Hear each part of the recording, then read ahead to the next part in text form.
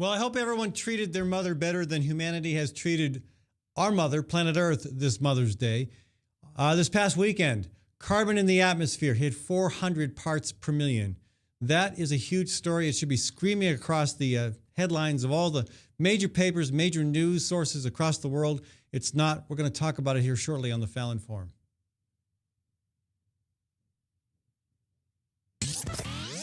From the RE/MAX Real Estate Concept Studios, this is Webcast One Live. Ed Fallon here, folks. Gateway Market and Cafe is your locally owned source for specialty groceries. Enjoy chef-crafted, prepared foods, artisan baked goods, organic produce, specialty cheeses, and hand-selected wines and craft beer. Visit the lively cafe for breakfast, lunch, or dinner 7 days a week. Gateway Market is centrally located on the corner of Martin Luther King Jr. Parkway and Woodland Ave. Stop by or visit www.gatewaymarket.com for more details. That's Gateway Market, folks. Good food, great community. I'm a burrito. I'm a fighting burrito, full of fresh ingredients prepared before your very eyes. I don't have eyes. I have over 28 options and 268 million combinations, including Riso for vegetarians. I can take my meat off and call myself vegetarian. Put that back on. The Fighting Burrito is locally owned. I'm owned by some big corporation somewhere. Say, you want to go on a date? No thanks. I'm seeing a quesadilla. The Fighting Burrito online, fightingburrito.com. Join the fight. This is Dr. Holding, the Story County Veterinary Clinic. For 15 years, we have been spaying and neutering feral cat groups at affordable prices. Wild cats destroy game birds and songbirds. A single female cat can produce over 4,000 kittens in 7 years. The shelters are full, so unwanted kittens will be put to sleep. Your cats will stay home and stay healthy. Call us for all your dog and cat needs at the Story County Veterinary Clinic between Ames and Nevada on Highway 30, 1 mile east of Interstate 35, 515-232-8766. Local farms, global flavor. That's the secret to Hawk's growing popularity. The best meals begin with the best ingredients, and 90% of Hawk's ingredients come from local farms. In addition to seasonal fruits and vegetables, Hawk features grass-fed beef and lamb, and pasture-raised chicken and duck, all raised without hormones, steroids, or cages. The coffee is fair trade, locally roasted, and Hawk's House liquors come from right here in Iowa. Hawk's owners go the extra mile, composting organic waste and recycling. For more information or to make reservations, visit hawktable.com. That's HOQ table.com. With warm weather finally here, it's time to think about upgrading the efficiency of your furnace and air conditioner. Leonard Tinker Heating and Cooling has provided honest, competent service for over 20 years. Whether it's your home or business, for repair work or to install a more energy-efficient furnace or air conditioner, call Leonard Tinker at 263-0422. That's 263-0422. For honest, competent heating and cooling service, call Leonard Tinker at 263-0422. The 8th Annual Natural Living Expo is May 18th and 19th at the 4-H Building at the Iowa State Fairgrounds. The Natural Living Expo is the place to learn about sustainable practices and healthy lifestyle choices. The expo offers classes and vendors where you'll learn about green building design, sustainable agriculture, urban farming, non-toxic cleaning products, massage, and more. There's no cost to attend, and what you'll come away with is priceless. For more information, visit www.naturallivingexpo.org. That's www.naturallivingexpo.org. From the RE/MAX Real Estate Concept Studios, this is Webcast One Live.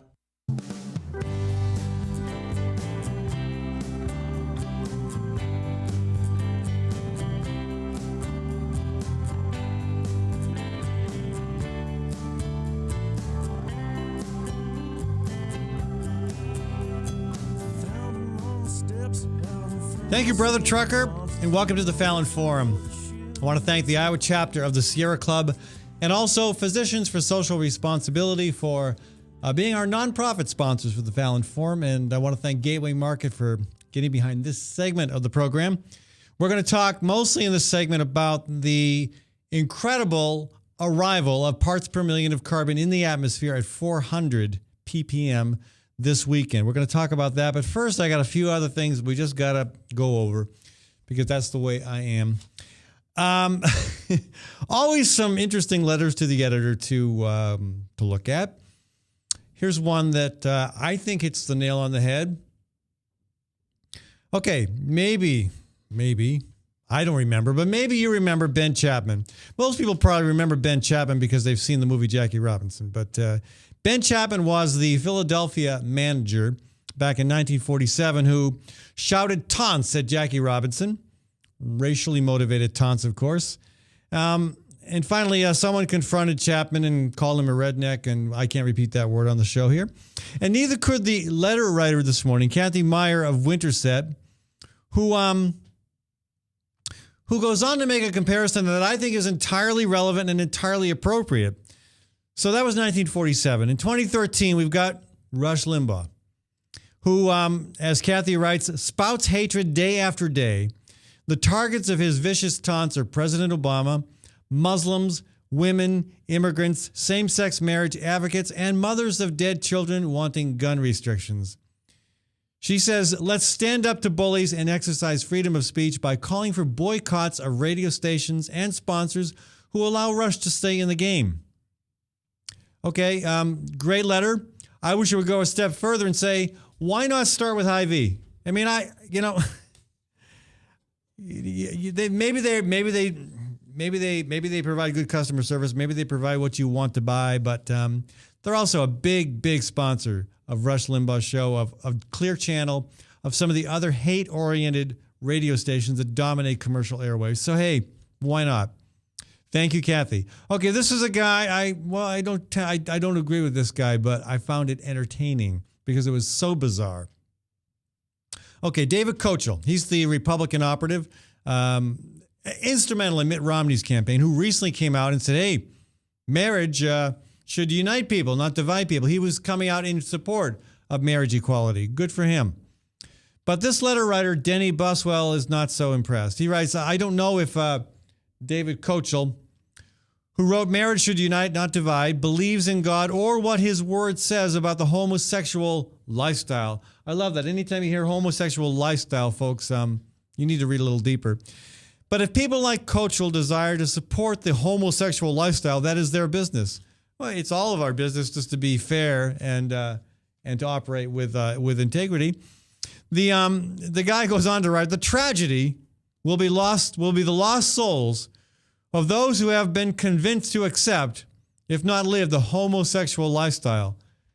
Again, fortunately, this guy is going to be so marginalized. He's already becoming marginalized. I mean, if you're still convinced that there's something unique about the way homosexuals live, then, okay, you can.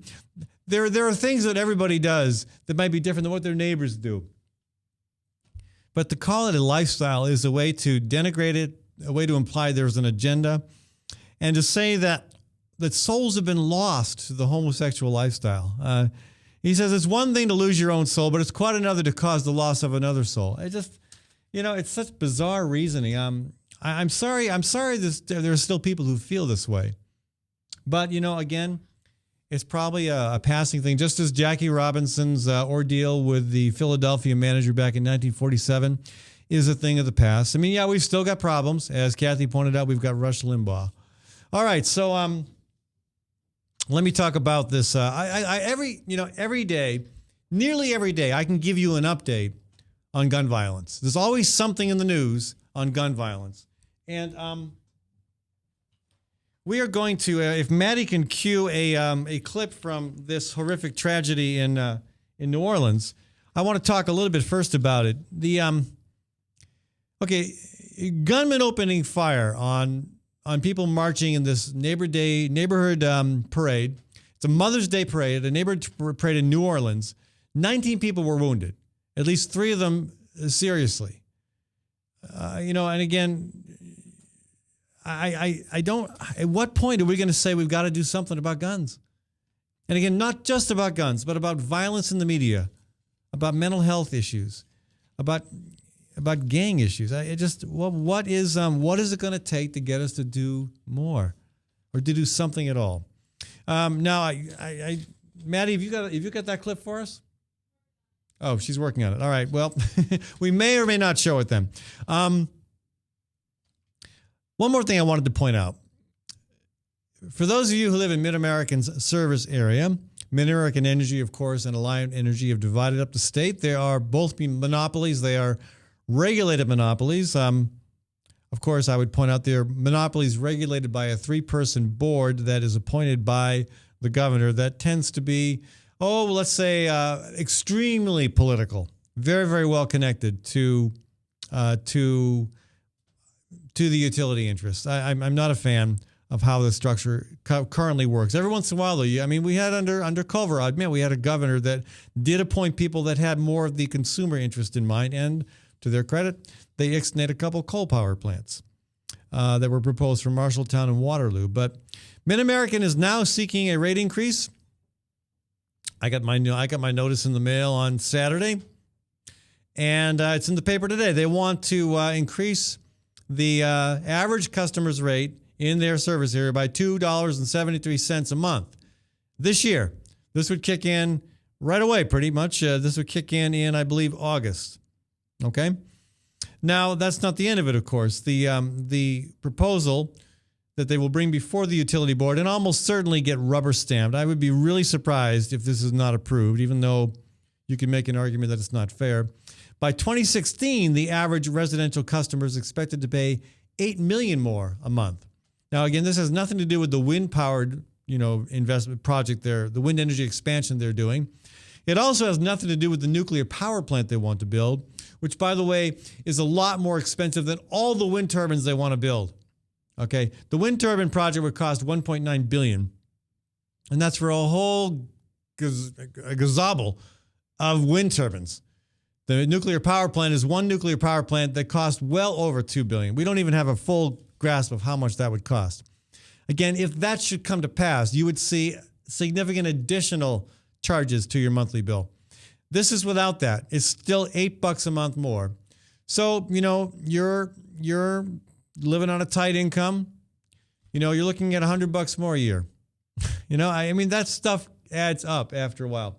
It adds up, and I hope the utility board looks very, very closely at why Mid-American feels justified to ask for this increase. Again, I have not studied the reasons behind their request.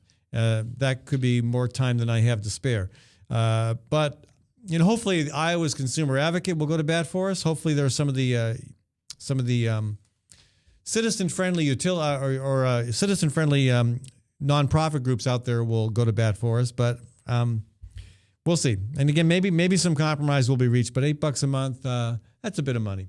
Okay, we do have that clip from the tragic shooting in New Orleans. I have not yet seen it. I'm going to ask Maddie to use her discretion as to where to start and when to cut it off.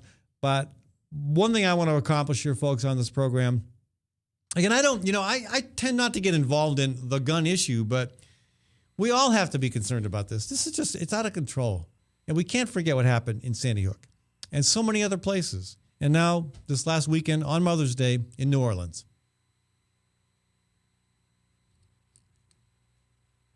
Two 10-year-old children have been wounded during a shooting at a Mother's Day parade in New Orleans.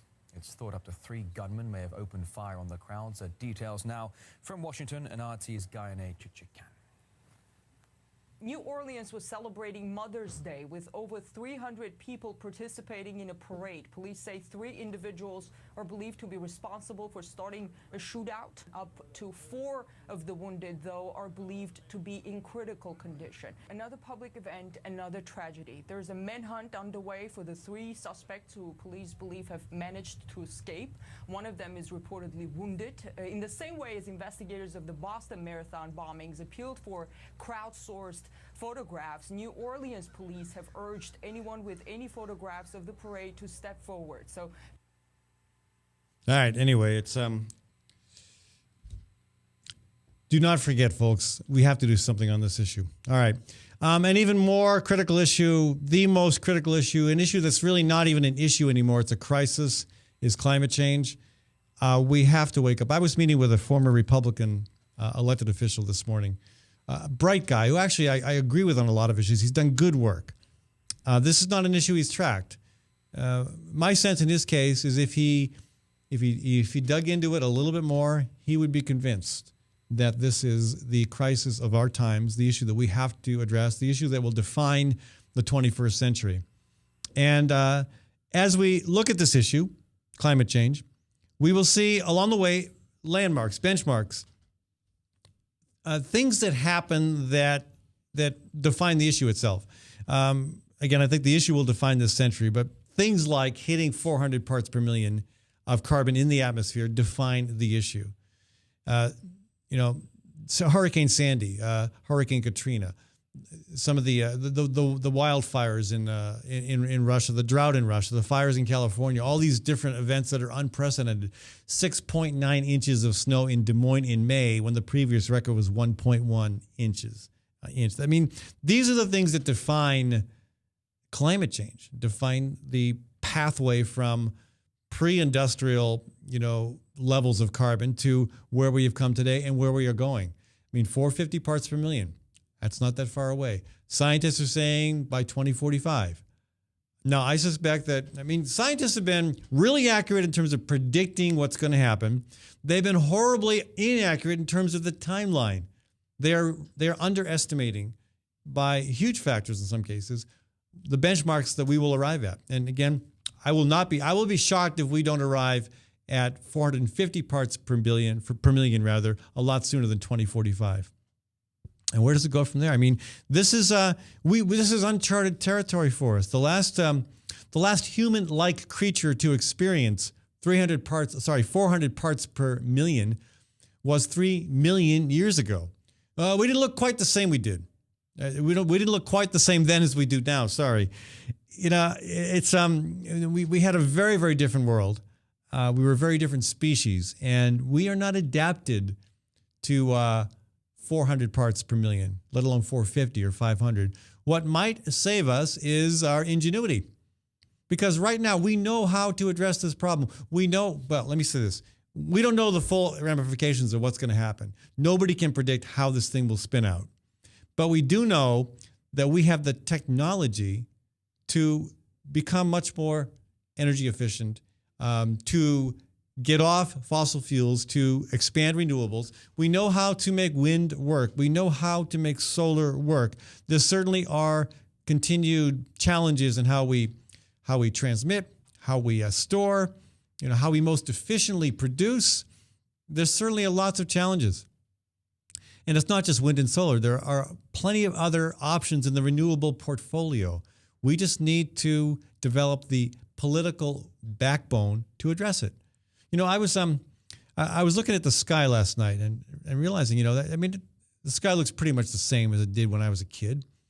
It's not the same. I'm just on the top side of 50, and even in that short period of time. In the terms of a human life, 50 years seems like a while, but in the terms of our planet, even our species, it's not long at all. And I look up there and I realize that sky is radically different than what it was when I was a kid. It ain't the same. It's 400 parts per million of carbon. And the last time, again, some human-like creature gazed upon that sky and thought, wow, it's pretty impressive. Last time it had that concentration of carbon was 3 million years ago. So, again, I hope you all treated your moms well this weekend. I bought mine flowers. And I treated a few other moms as best as I could as well. Moms that I think are important in my life. And I thought, though, about the Mother's Day gift, the timing of this, for the news to be released on Friday that we hit 400 parts per million. Again, it should be a screaming headline everywhere in the world, on every paper and every news station, every radio broadcast.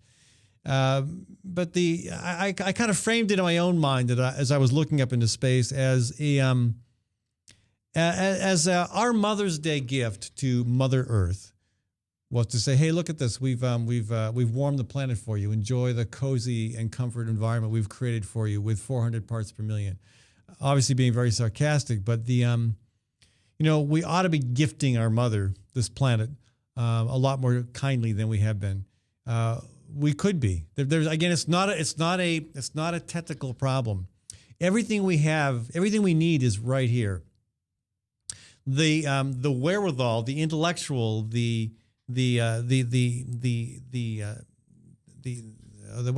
brain power, the physical power to make it happen. It's here. We've got it in our heads, in our hearts, in our minds. We can do this.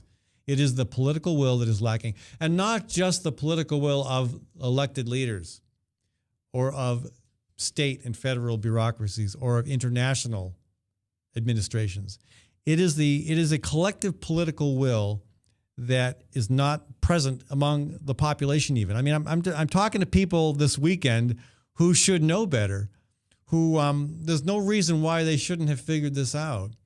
But part of the problem is they don't want to, because figuring it out means challenging the status quo. Challenging the status quo means giving up comforts.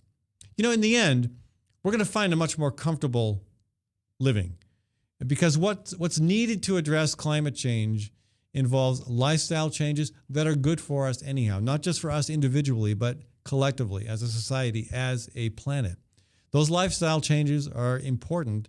Again, not just for the climate crisis, but they'll move us in the right direction on a number of levels. We have to do that. We have to develop the courage and the intellectual honesty and the political willpower to do it.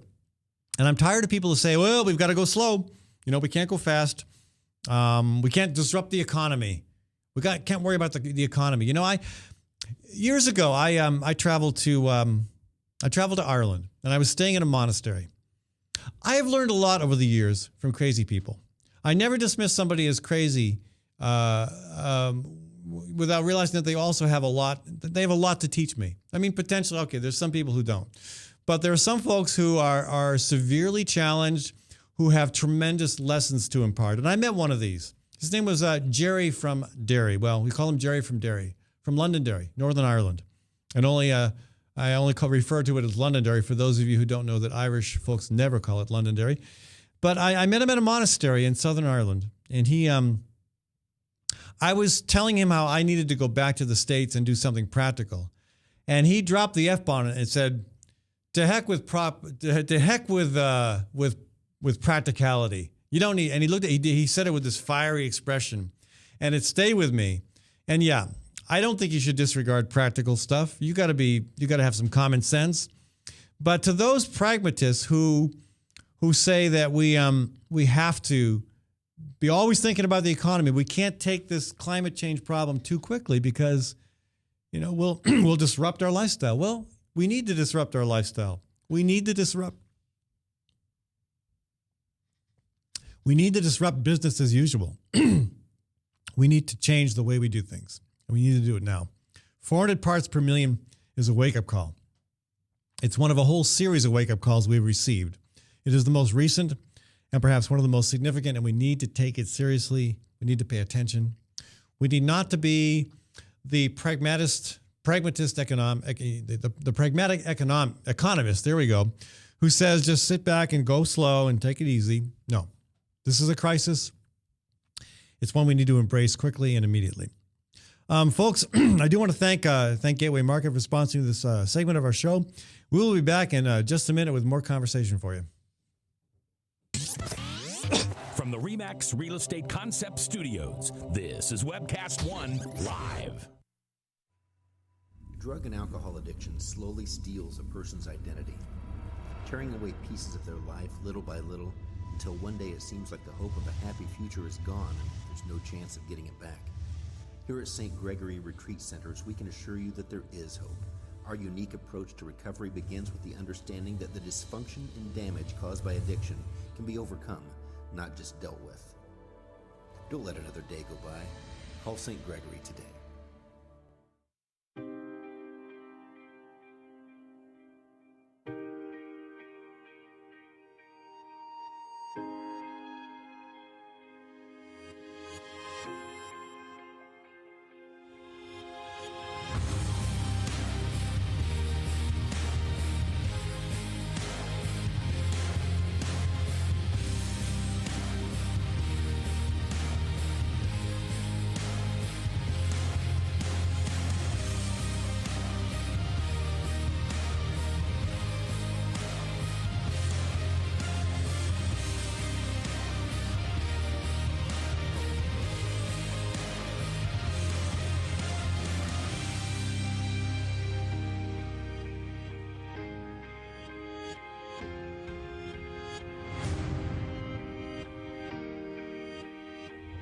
The dawn of a new era.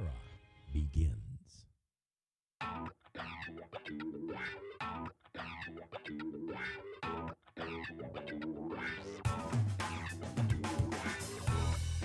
Well, good morning. This is the 7th of June in the Lord's year 2010, and this is day one of webcast1live.com. We will begin with Max World Live with my special guest, Tom Coates. In just a minute, there's Tom. Wait. Howdy. And we will be live for the very first time on Webcast One Live.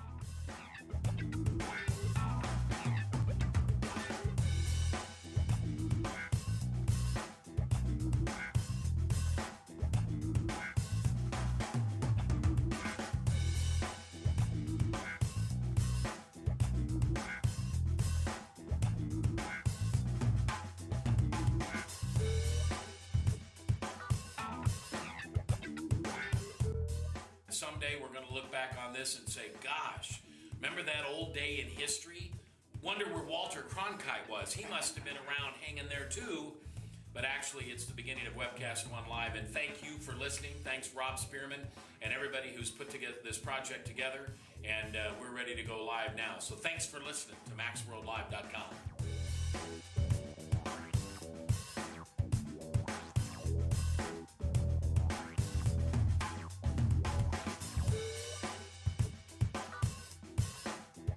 I can't tell you that it's going real well from time to time, but it is going.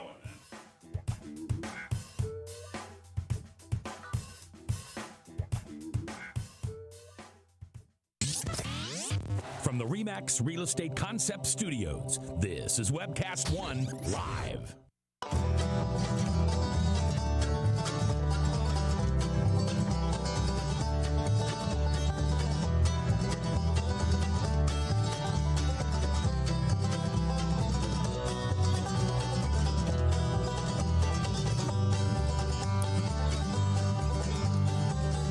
Favors, neighbors, folks, and sorry about that last segment. I ran out of voice. You ever run out of voice?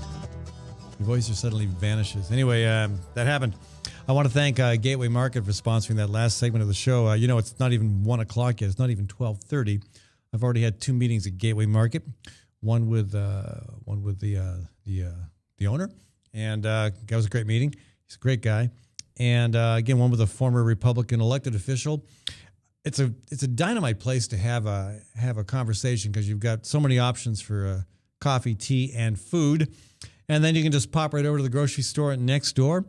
And there's also think big time, think events, think catering. They have a great catering service too, and their catering service is way up. Their business is growing in that department because they do a great job. So check them out, folks. That's Gateway Market and Cafe at 20th and Woodland in the Sherman Hill neighborhood. I do want to thank the Natural Living Expo for sponsoring this segment of our show and remind folks that the Natural Living Expo is coming up on May 18th and 19th at the 4-H building in the Iowa State Fairgrounds. We'll have somebody, one of the other vendors, actually we meaning me and the other folks working on the Great March for Climate Action will be at the Natural Living Expo talking about why climate change is important to those concerned about living better and why the march is an important strategy to address it.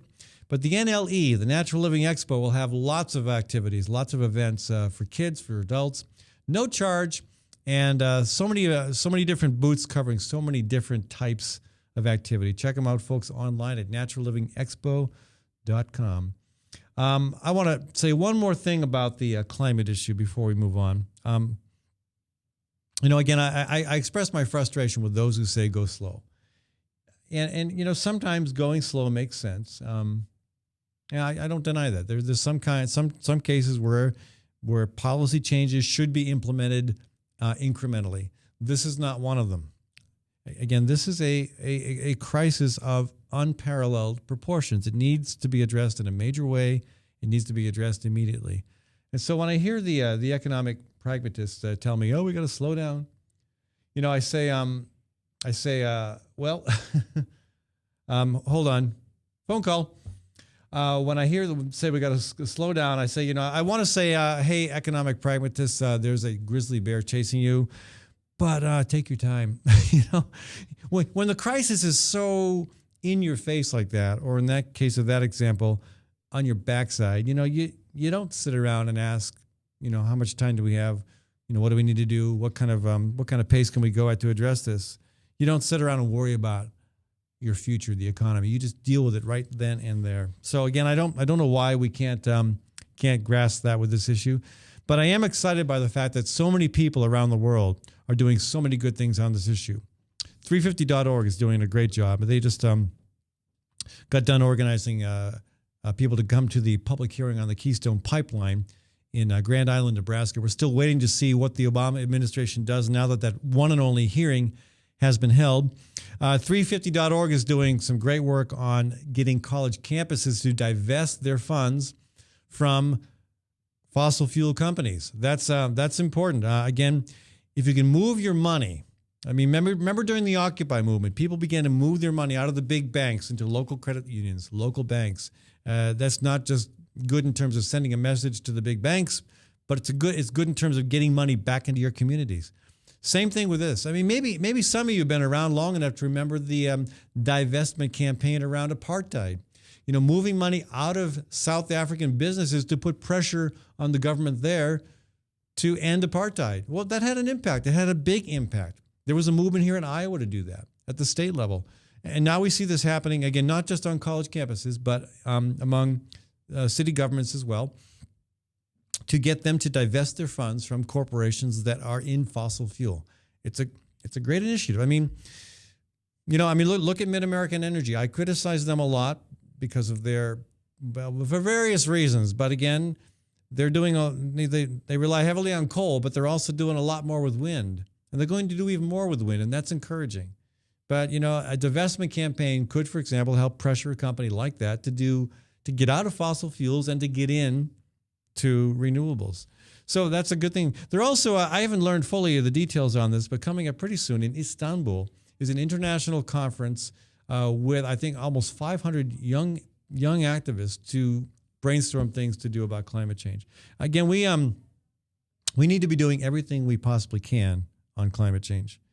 And the Great March for Climate Action is just one tool, but it's an important one. And I'm getting lots and lots of feedback from people around the country that are excited about this because they know the power of a march. They know the power of a big movement of people determined, committed, focused, and delivering a message as they travel to a broad range of people.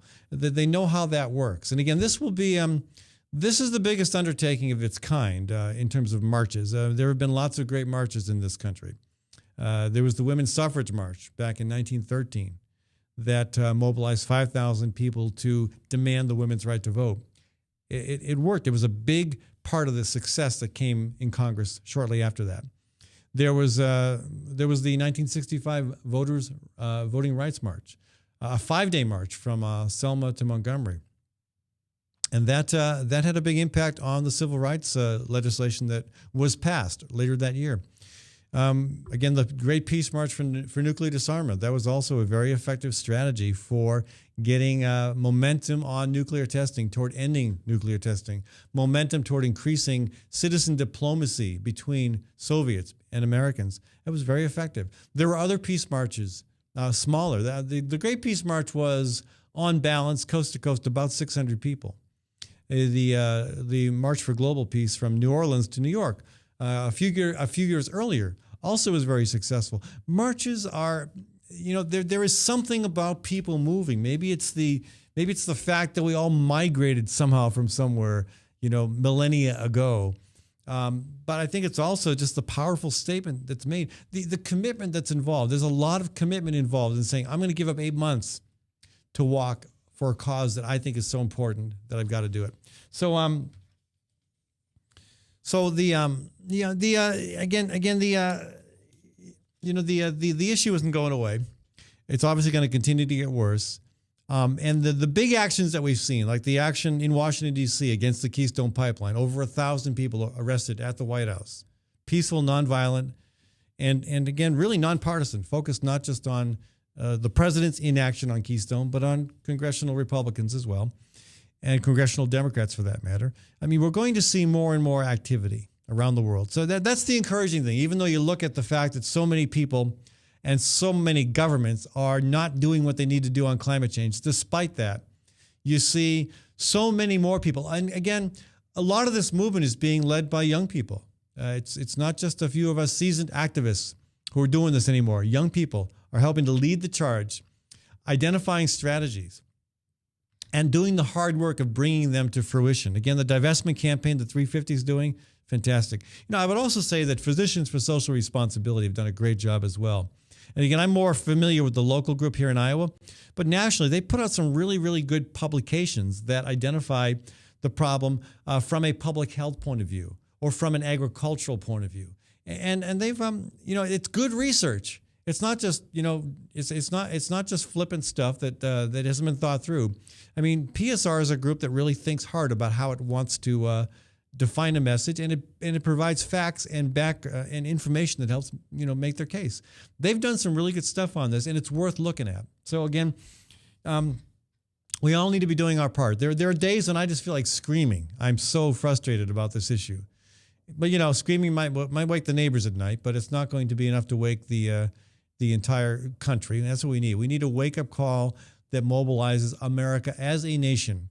As America mobilized in World War II.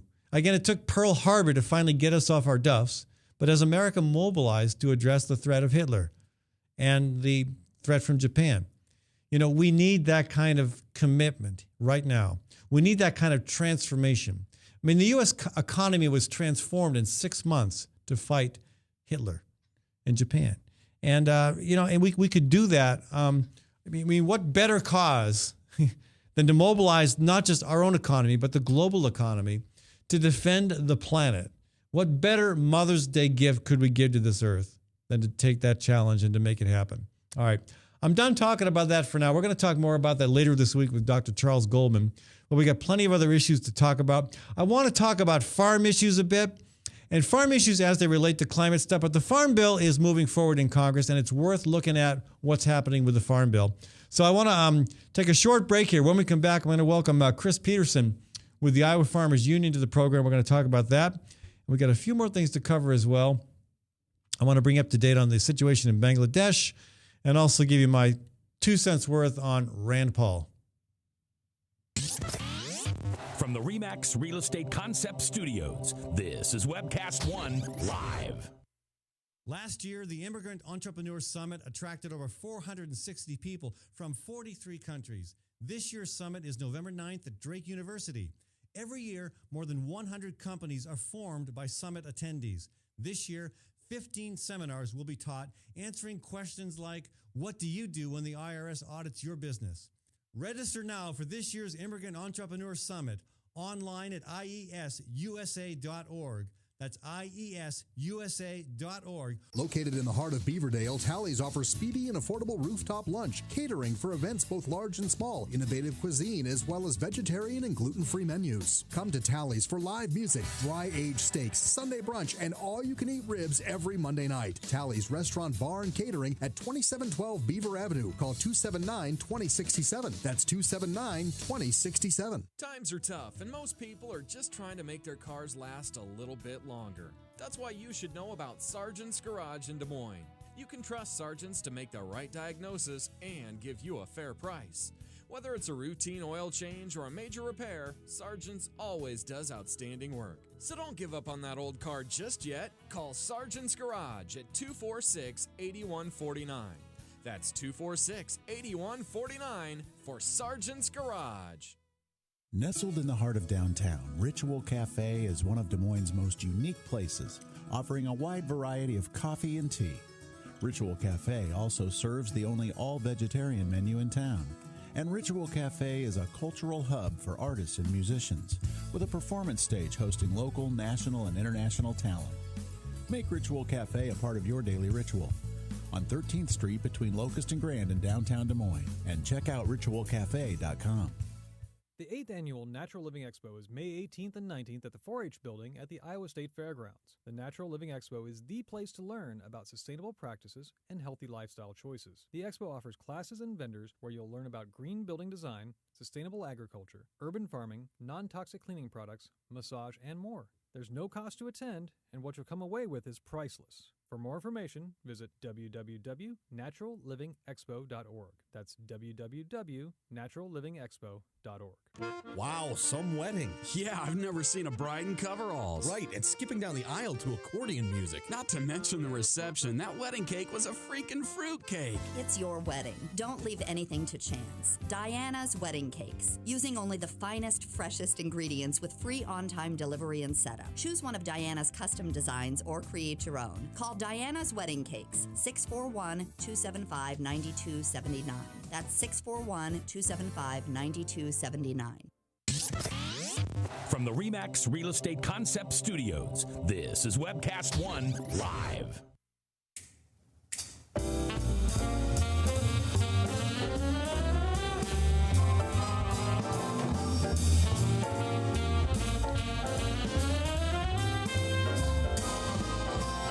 I'm not the guy who cared about love. I'm not the guy who cared about fortunes and such. Never cared much. Oh, look at me now. Look at Max Willman now, folks. I'm so glad to have him back in Des Moines. He's just a blessing to our cultural and culinary renaissance that continues. Yeah. What else is happening? Gosh, there's so much going on in Des Moines. I want to bring your attention to the Matthew Shepard Scholarship Awards dinner. This is going to be honoring Alicia Claypool, who's done great work on this issue for so many years. Also going to be recognizing distinguished Iowa high school students who are openly lesbian, gay, bisexual, transgender, or queer. And also Matthew Shepard's parents themselves. This is a really special opportunity, folks. Judy and Dennis Shepard will be the keynote speakers at this event. It's on June 7th at the Convention Center. It's at 5:30 with a dinner to follow at 6:45. You can get tickets online, and you can go to my website to get more information about that, fallonforum.com. Go to the events page, and all the information you need is there. Well, I'm happy to have Chris Peterson on the show with me today. Chris is with the Iowa Farmers Union, and we are going to talk about a few things. I want to talk about the nitrate problem in Des Moines water, get your take on the whole climate change issue now that we've hit 400 parts per million. But Chris, I know as a farmer, you're probably paying close attention to the Farm Bill, which is apparently moving forward. What are your thoughts on the Farm Bill, Chris? Last year, and they let it die, so we're starting over. And yeah, that was a waste of time, huh? Yeah. As always, there's a few good things in the Farm Bill, but overall, it seems to me like these Farm Bills are wrote for and by industrial ag, and they're, name your favorite corporation like Monsanto or whoever. Yeah, it's a sad statement on the way things have come when your big ag corporations are chemical companies.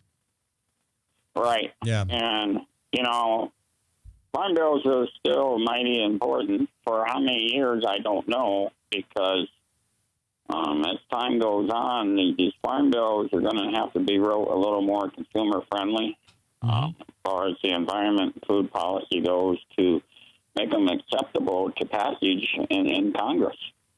So, what do I want to say? The conservation provisions of what's being discussed seem to be relegated to the back burner while the bills continue to focus on subsidies. And you're a farmer. I assume that you benefit from subsidies as well. Oh, yeah, I have in the past, to a small degree. Never have farmed that many acres, so, the subsidies help. But you do a lot of livestock, right? Yes, exactly. Okay. And there's no subsidies for livestock. Except that you benefit from cheap corn, right? Hey, not anymore. Not anymore, yeah. And just let me say, the farmers of the past who were independent producers, whether cattle, hogs, or chickens, and raised their own corn, corn had a floor and it had a price, cost of production, it was called. So, we've always had access to, corn at production cost, whether it's cheap or higher priced or whatever. Right. I make that point. Yeah. Agriculture is becoming more diverse, even at the same time as it's becoming more industrialized. You've got this push in one direction: GMOs, larger scale farms, bigger hog confinements, fewer producers, and then you've got this movement in the other direction. Pastured pork. Smaller farmers doing that. Nyman Ranch, the cooperative put together, that's been put together to sell that stuff. And then you've got the farmers markets. The number of farmers markets is through the roof nationally. It's over like 7,000 now. I mean, here in Iowa, in Des Moines, we get 20,000 people every Saturday at farmers markets. So, more and more of that's happening. There's these two tensions in there's this tension in agriculture between these two directions. And it seems like the Farm Bill is entirely focused on the direction that you and I probably don't want to see us go. Right. Actually, there's three components. You got smaller farmers, niche farmers, organic farmers, and then you got the big guys. And that's a good point. Yep. What's being forgotten in this whole process is the traditional family farm of so many acres, some livestock. Traditional family farmers who have to have the in-town jobs, to make ends meet most of the time. And these are the guys who need, agriculture reformed, as far as the subsidy goes, the payment limits on the big guys, the payment limits, and crop insurance, So what would you like to see done? I mean, you'd like more provisions for conservation, but what would you like to see done in terms of crop insurance, subsidies? Well, we need payment limits, that's for sure. What do you mean by payment limits? After a certain amount of money, put the limit on it. Everybody has a different idea, but right. Even Senator Grassley proposed that, right? Didn't he say cap them at $250,000? Exactly. So even Grassley supports it. Why can't that get done? Well, that's a good question you posed there, and I worked with Grassley on those issues. I give him a pat on the back for coming out on, ban on corporate ownership of livestock and payment limits. And Harkin supported that as well. Exactly. Why you think something that simple, like at least capping it at $250,000?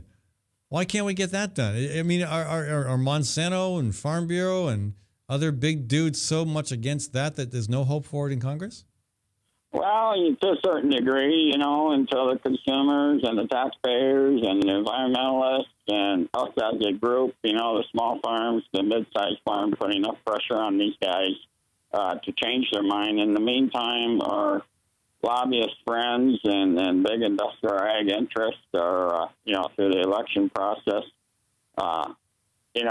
you get out to D.C. as a politician, you're kind of forced to drink the water, or else you're only going to be out there 2 years as a congressman.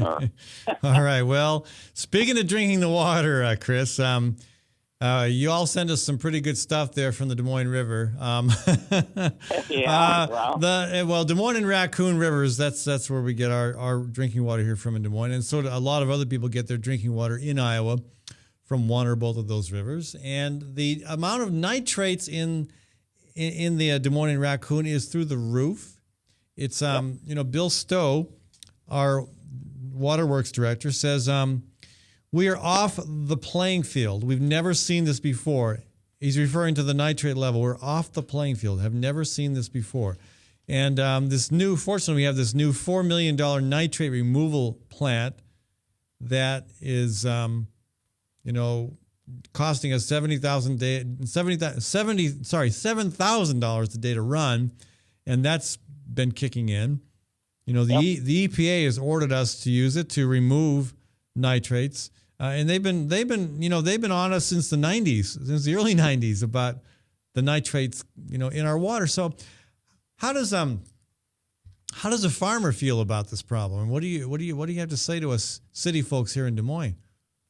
Well, the farming thoughts on this are all over the map. The first thing I got to say is, let's key in on the cause of it, trying to take care of the problem, like spending millions on this plant and thousands of dollars a day to run it, which we have to do in the meantime. But as you all know, there's massive amounts of corn being planted the last couple of years, including this year because of the price. And that relates to more nitrates in the water. And the reason is that everybody realizes you need to use nitrogen and phosphorus and everything else to grow corn. But the point being is we're probably overusing it in certain areas, where the soil doesn't need it. And we're also not taking the precautions such as grass strips, minimum till, waterways, everything else to do with conservation to keep this stuff where it belongs. And with the erosion problems, which goes to conservation and the tillage, as the soil moves, so do the nitrates. So we have an ongoing problem here, and I've had discussions with Secretary Vilsack of clamping down. After a certain point, you got most producers out there who are trying to do the right thing, basically, but we need some more guidelines, and then the bad actors, they need some mandatory compliance hanging over their head. But it sounds like Bill Northey and the Iowa Farm Bureau are against any kind of compliance. They want this to, they want this to be voluntary. But gosh, we see how well voluntary is working. I totally disagree with them folks as a farmer, and the reason is it's probably slowing it down. But we've not turned the corner yet; it's still getting worse. So voluntary is not working. Chris, let me take a call from one of our listeners, Leonard on line 2. Hello, Leonard. Welcome to the show. Yeah. How about we cap farm subsidies at zero? What about that, Chris? I'm getting sick and tired of these rugged individuals telling me they need $250,000 a year in government money to go out and, if they can't make decisions that are smart enough to make a living on their own. Nobody's talking about subsidizing my business. I guess we have to we lost Chris, so you're going to have to put up with me answering that question, Leonard. That's all right. Like I say, nobody's subsidizing my business. How many people are subsidizing your business? There's not a lot of subsidies for talk show hosts. No. Wouldn't you love to have $250,000 guaranteed income? Yeah. then you could do even less than you're doing now. Thanks, buddy. You're welcome. Yeah, but it's a good point. And that has certainly been discussed. What I'm saying is, if you go out and you're farming, that's fine. And if you make the right decisions and plant the right crops or raise the right livestock or whatever, then you'll make a profit. And if you go out and you make really stupid decisions, like investing in a buggy whip factory or something like that, then you'll go broke. All right, let me put you on hold, Leonard, while I get Chris back on the line and ask him his thoughts on that. Okay. Okay. Chris, the idea of capping farm subsidies at zero, doing away with them altogether, how would that affect farmers? Well, I guess it depends on how big you are. That's the first thing, and the traditional family farms, we pay close attention to our costs and inputs and what kind of profits we're going to get. So you just adjust, and what payment limits will do is make these banks and these big producers think twice about lending more money or buying more land. But what about going even further? The caller's point, his business isn't subsidized. Yeah, mine isn't either. Why subsidize agriculture at all? Just to his point there. Well, again, minimal subsidies, and that's in times of weather-related things, economic collapse, whatever. I'm not a big fan of big subsidies. I look at it as kind of like the folks who work in town who have unemployment, whatever. There needs to be a floor. So, when we stop it at a certain point where the farmer is around to farm another year, and because of consequences, weather, economic, or whatever, he has the opportunity to farm another year. So the argument really is that agriculture is so unpredictable, weather is so unpredictable, conditions vary so much from one year to the next that there needs to be some level of security to know that even in a horrible year, a farmer will still be able to make payments on his equipment, on his land. Is that what you're saying? Yeah, Exactly. The same way with a person who becomes unemployed. You know, you got to have some kind of ability to try and pay your house payments and then the bills that come due, so you can get another job. But let me ask Leonard. Does that argument make sense to you because of the insecurity of farming, the vagaries of the weather? Does that make sense? Do you have some minimum level of support? No, my business is weather related. Last winter, when it was warm, that is a year ago, I had real problems in business. There wasn't much. You know, if we have a wet winter where it doesn't get cold, people tend not to worry a lot about their furnaces. You know, I'm tired of this nonsense. I mean, if you believe in the theories of capitalism, then, you know, you should follow the theories of capitalism. All right, Leonard, thank you for the call. Okay, bye-bye. Any additional follow-up there, Chris, before I fire away at another topic with you? Well, you know, in response to that caller, free market capitalism or free-for-all capitalism, as I call it. Free-for-all. Yeah, will not work for anybody, including, you know, this business. That's why we have antitrust laws and competition laws and all these laws to protect and create and save the middle class, whether you're a farmer or a worker in town or whatever. Hey, let me ask you one more. Maybe you heard the earlier conversation about climate change, and you're probably aware that the atmosphere is now at 400 parts per million of carbon. Exactly. I mean, this is going to affect farming as well. It's going to affect all of us, but it certainly is going to have a big effect on agriculture. Yeah, and you know, you have people out there who say otherwise, but I think, you know, maybe nature is changing the climate of this planet, but I think the human race here is a key component in moving this along.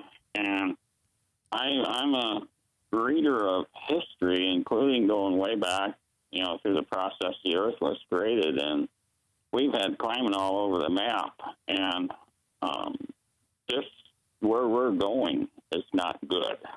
Yeah, no, I mean, it's where we're at is not good, and where we're going is almost inevitable that I mean, the carbon, there's carbon in the pipeline that we can't do anything to stop right now.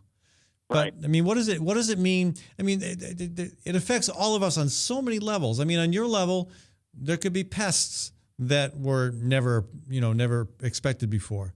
There could be, again, more extreme conditions between drought and flooding. I mean, I don't know what kind of crop yields you had last year in your area with the drought the way it was. I'm guessing that there weren't a lot of folks getting 150 bushels per acre of corn.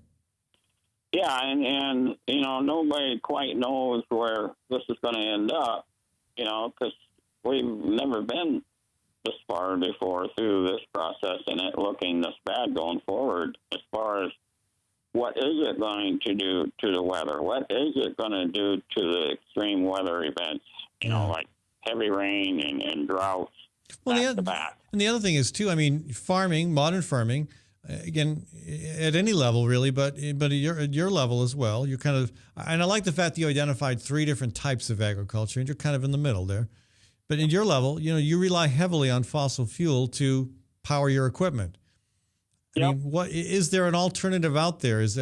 Why not? Is biodiesel an opportunity that might present itself to you?